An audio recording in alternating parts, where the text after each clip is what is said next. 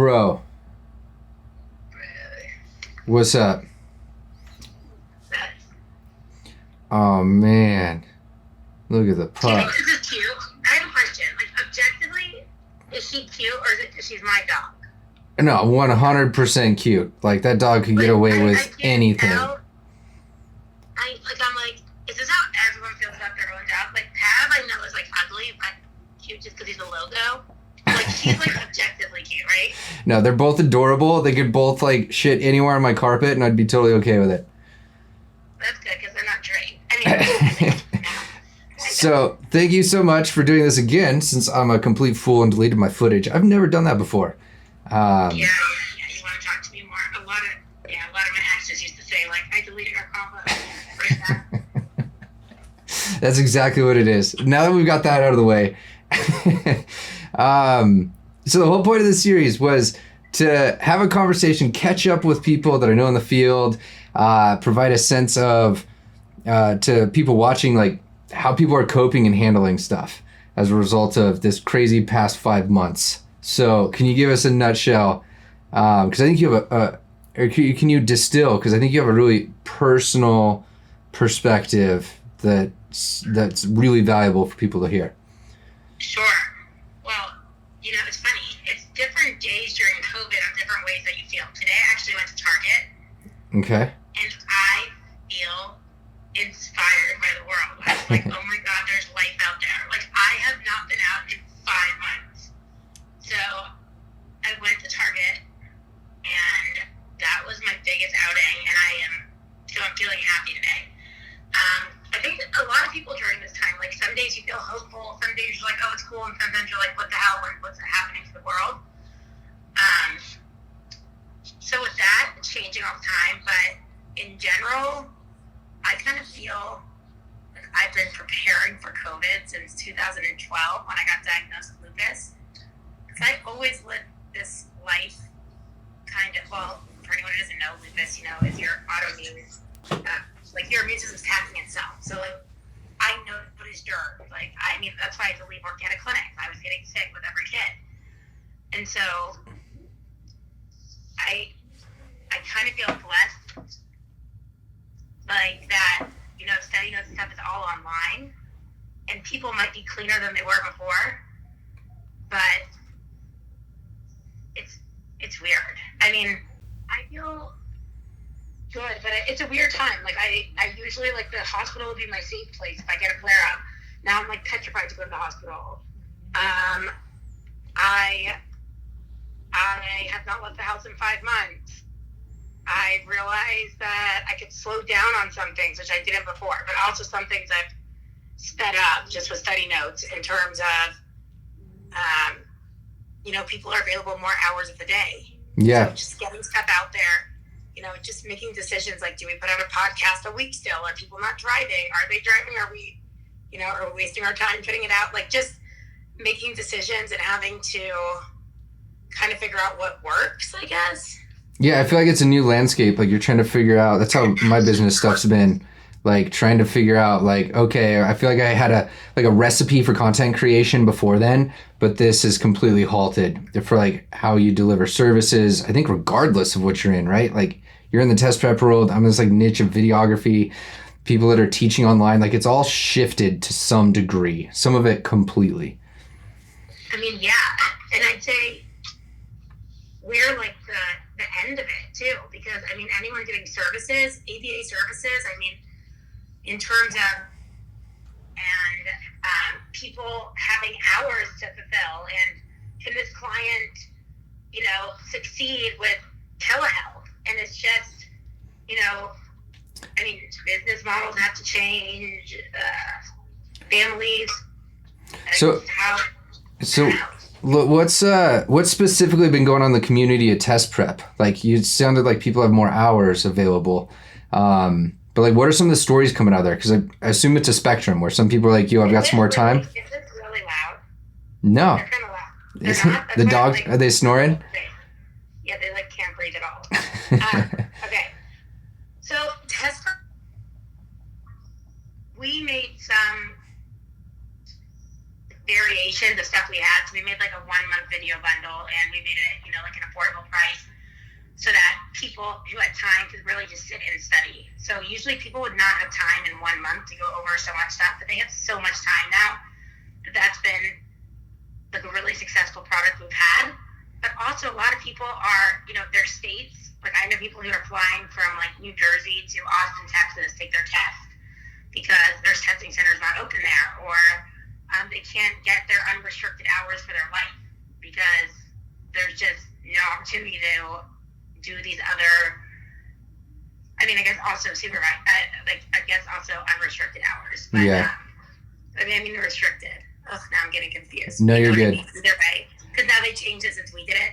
Well, yeah, and that's yeah. So yeah, that's actually a flip, right? Like it used to be that the restricted hours were some of the easier ones to snag, but right now people are struggling with those. Exactly. Yeah. I'm having a hard time with stimulus equivalents, like equaling unrestricted to. Don't worry. I can edit. I can edit up, yo. So what? What's up with you? Hold on. First, real quick, what's the furlough situation been like the last 5 months? Like, can you relive that for us? Were there people being like, yo, like, I went from. Absolutely. So we were helping a lot of people, different companies, would reach out and ask for us to help hire for them if we know anyone, this and that. It's like, now there's some companies that are, it's been interesting. Some of these bigger companies, have had to tell people like, hey, you could go hourly if you want to stay here, or you can get furloughed for a lot of RBTs. That's great because they might be making more money than they were making as an actual RBT. A lot of places, what I've seen some smaller companies be able to scoop up really great talent during this time that usually they couldn't get access to, maybe because these huge companies offer these huge packages and whatever it is. So I think that's kind of cool to get, great people in the doors at some of these places that are doing really great work. People have definitely lost jobs. What I'm seeing in the beginning, a lot of furlough. I've seen a lot of people go back, but they might not have the same, base salary just because, like, places don't have the hours to support it. Yeah. So it's just kind of crazy, the whole thing. Is there a ton of them, like, getting hired for telehealth or, like, now incorporating some part of that? Do you know? So, yeah, like a lot of the new BCBAs we have. Yeah. So, yeah, a lot of the new BCBAs, that's the crazy thing. It's already hard enough, I feel like, in our field to start as a BCBA because it's not like, I know you've done your hours, whatever it is, but you haven't done like a residency, like medical school or something, where it's like you're ready to go. Like, like a lot of people don't realize when like we teach about these different things on the test, like, oh, you've done an FA, oh, you've done this assessment, this, that. A lot of people, like, people don't want to ever admit it. Like, yeah, I never did it, but like, it's actually normal that you haven't. A lot of places people haven't. Yeah. So people already have that huge flip before COVID, go into a job and like, that's where this whole imposter syndrome thing comes in, because it's like, I passed this test, but like, now what? Yeah. Now it's like, you passed this test, you're on your own on the other side of a computer screen, good luck. Yeah. And so I think that has a lot of people stressed out because even BCBAs who have been BCBAs for a while have had to have this learning curve of trying to instruct others through telehealth. And I think like the behavior change agents, like the parents, the RBTs and stuff, doing it all through a computer is hard when a lot of our field is so physical and modeling and imitation and, like those in-person things just aren't replicable across technology, right? Yeah, no, even like our prompting hierarchy, like if we talk about like the basic like response prompts, like how are you going to do that? Like, what do they know you're gesturing at? Like, yeah. Are you looking at something like, you think you're looking at the person next to you on the screen, but like really they're on top of you on your Zoom or whatever it is. So you just can't, it takes out all those response prompts and a lot of stimulus prompts just in general. It's just, and this is what I think of also, like when you see like little kids right now who are even like typically developing, you are on, but older kids, but I'm just talking about younger kids. I'm talking like just about my nieces, for example, right? It's like they do not care to Zoom with, call me. It's now just another TV show for them that is round and colors popping in. Like, you know, I have no competition on these TV shows made by whoever. So it's just super hard to make yourself to gain any sort of stimulus control through a screen. Yeah. That's my true feelings. So yeah, you're asking me about my situation, what's been going on. There's like two sides of this. So the business side and then the personal side. So business wise, when CalABA was canceled and everyone was like, I think they're overreacting, or like this doesn't seem like it's worth that big of an action. That was so dramatic. It was quite a talk for, I don't know. That way. Yeah. And like for me it was I felt both sides of it, I guess. Like I could see the perspective of like this needs to be canceled when it happened, but also I was like, this is kind of crazy. Like, do you think that this is the level of care that we need to be putting into attention, like be putting into this?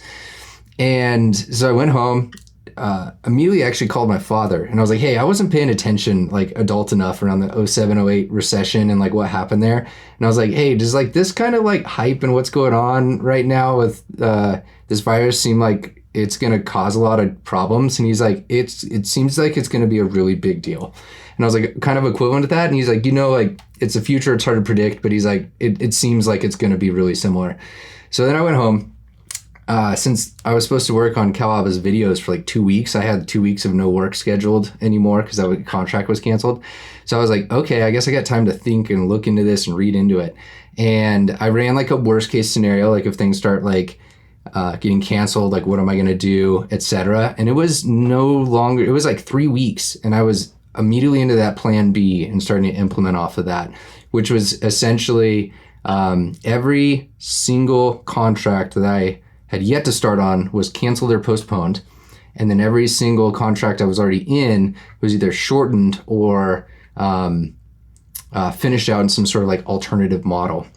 And so for me, it's like essentially like 60, I would say 60% of my revenue streams were like completely altered within like 3 weeks, which was just like, thank God I didn't have the stress of being in a business where I was overseeing all those employees and worrying about that sort of stuff. But also I had colleagues real close to me that were in those situations. And so it was like this mix of just like trying to keep up with what's going on with the changing information, trying to see what people need in the moment. So like there's a few webinars that I hosted that were like super well attended, and because of that needs, so it was like trying to figure out how to help in the community there. But then it started to culminate, and this will turn into like the more personal side of it, to where it was like, month 2 or 3, similar to you, having like a lot of online presence and business like focus there. I felt somewhat like prepared to be able to adjust and work. Like working from home was a thing I've done for the last 2.5 years, 3 years. Like that self-management repertoire is like locked in. It was mixed up a little bit because of like not having as much work and have to rethink what to do. But for the most part, like that was good to go. But it like started to the like culminating, I guess, to a point where it was just like, after 2 or 3 months of not being on the road, going to an event, having that social interaction that I'm used to, like, always on the road. Well, that was it. It was just like, I realized there was like really big social components that were completely wrecked. And that's where it was, I don't know, like, I think the internet's super cool because it connects you, just like we're doing right now, right in person. But like, there's nothing like that, at least intermittent for me, like connecting like we did, last October, which seems like forever ago, but like at that Houston event, right? Yeah, that's exactly it. Like you could talk like this and you could be cool. And that's what I was saying. Like even last October when we met Casey for the first time then, and we'd already been working together for like a year and we had never met in person. And it was like, I hope we like each other this weekend. It's like we rented this Airbnb.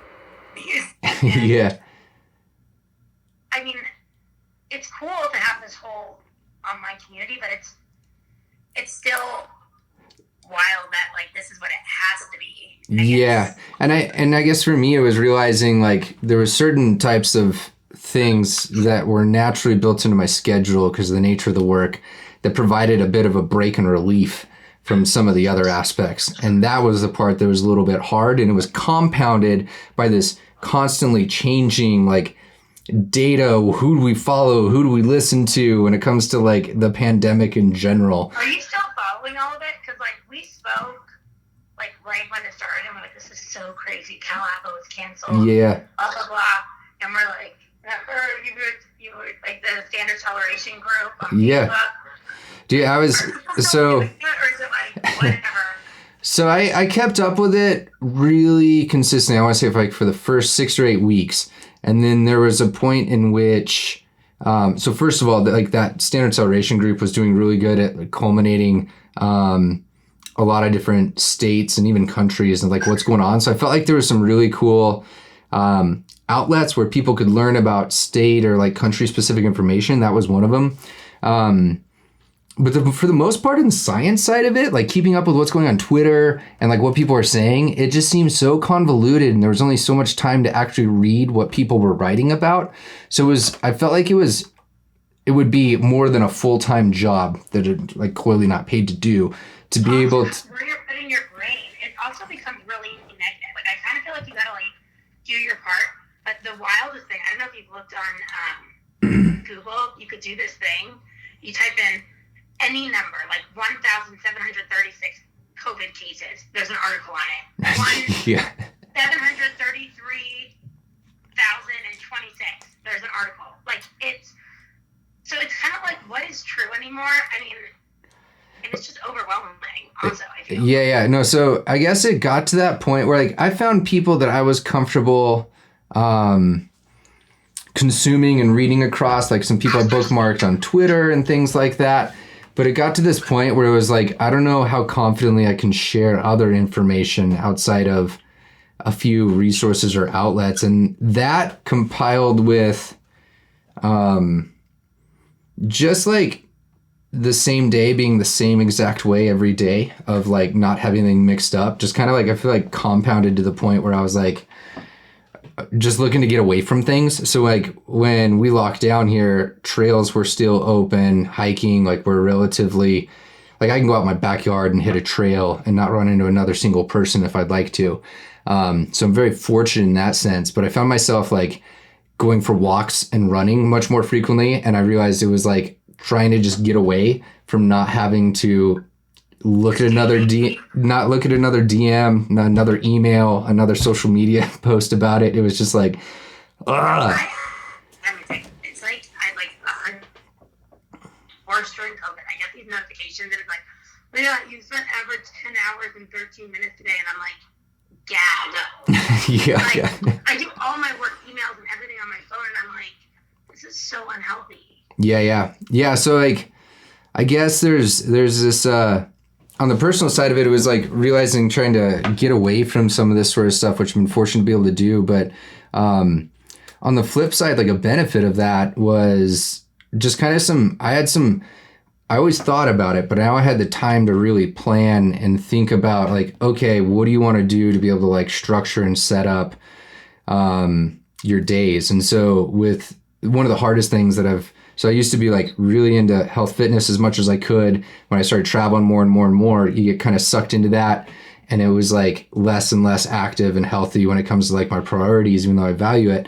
And so this was an opportunity to be like, okay, like there's time. I need to rebuild that and kind of like reestablish my routine with the opportunities that I have now to do that, so that as things progress and change and get back to whatever the new normal or normal will be, right? That I'm like, I've like given up that things are going back to the same. Yeah, I guess like my thing was like what I can do is the things that are in my environments in my control right now are the things that I can focus on the most. So it was like, all right, get back into the healthy routine, start that up. So I've been like waking up, weights, cardio, things like that, and like rebuilding those routines, focusing on some other things.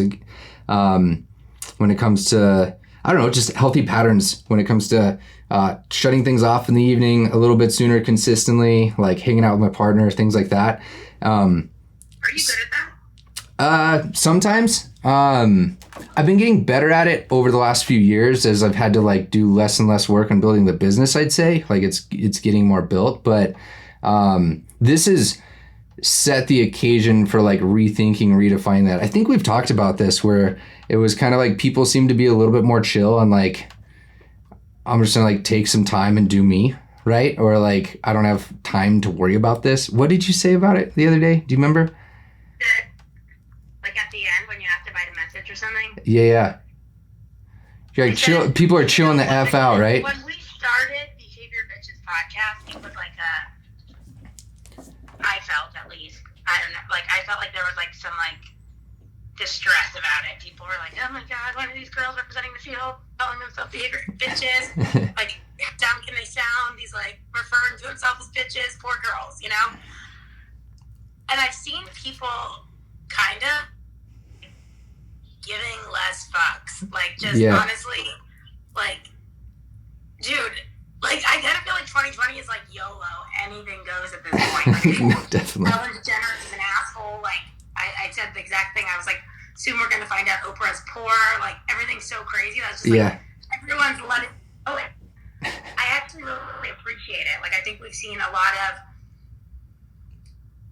people, like, I've already felt like I was kind of, I think just based on, like, my, like, life events that I've gone through with, like, health issues or something, like, I kind of just, like, didn't give a shit. Like, I'm like, whatever, I'm going whatever I want. But I've seen more people doing that. Yeah. And it's really cool. Like, you see people who are, you know, like, some of these people you, like, really look up to, like, the smartest people. You see them just, like, everyone's home in, like, pajamas all day. Everyone's home doing this. Everyone's, like, freaking out because their kids are, you know, home still.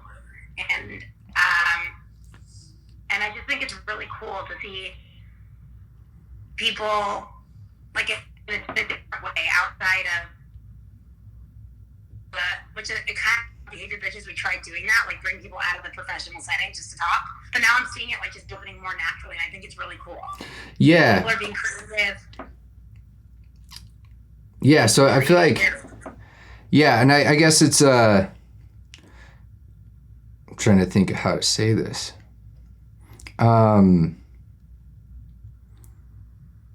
Yeah, so I guess I just like the fact that everything was so disrupted and I had to implement plan B was like stressful, and once I kind of figured out like, okay, like here's the bare minimum of what I need to do, dropped some things that I was, you know, that I didn't have time for, or like rethought like how I'm going to deliver content, things like that. Then as summer kind of shifted in, it was like, okay, like what's the bare minimum I need to do to be able to keep up with this and know what's going on and how to make good decisions, like following my governor and like with some general things like that. But then the rest of it was also like, I'm only going to give so much time towards thinking about that before I just I feel like I want to give so much towards that so that I don't go insane. And then that's where it's like the YOLO, like, let's just, what can I do today to get the hell away, right? Creativity, like there's, like, I think we're going to see some, I mean, literally this was like taking the world as a snow globe and like shaking it up and being like, I just am like fascinated. Like there's not one person who has not had some disruption from this, like in any way, you know, whether like few people like improved their life, worsened it, like these people who like we looked at as like the heroes of the world, like some of these like wealthy people or this or that, or like they're affected too. Like it's just kind of showing that like everyone's human. Like let's start from zero with this playing field. You know, like we have to adapt. Like that's what we do. Like I mean, in the beginning, people were freaking out. This is normal now. You know, like you just take your mask. Yeah. And I think we're gonna see really cool stuff come out of it because, you know, it's interrupted like status quo, and people are like, oh, well, I've already lost my job. I mean, why not try this dream I've had forever now? Or I think I've seen a lot of that, and kind of, I've also found it interesting, this might be off topic, but like just looking at how MOs have shifted of people, like how like content maybe you were going to put out about, you know, like clinical standards of, you know, whatever. It's like, no, like you have to shift that to telehealth. Like, what do they want? Like parent training or just everyone, like Purell, like Yeah. But I mean, there's a lot of behavioral interesting things about COVID for sure. Yeah, no, it's insane. Last thing, or another thing I've thought about that I didn't ask you last time. Have you had anybody close to you that you know that's been that's caught this, been affected? Yes. So I have so he was like one of the first weeks.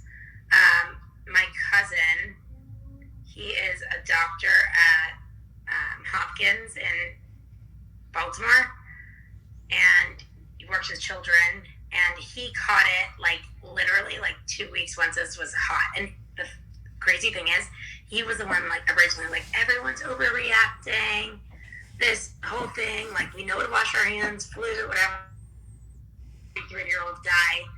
And then he got it and he was like, it sucks, like really sucks. Yeah.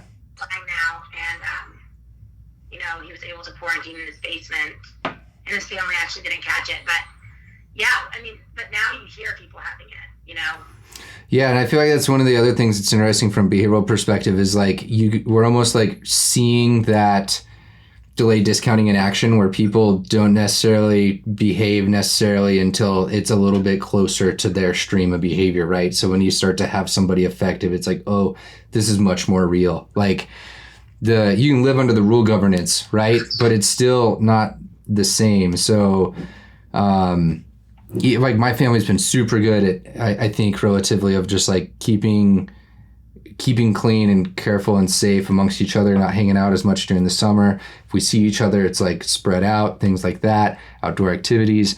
But we had a family friend, close family friend, his son catch it and pass away.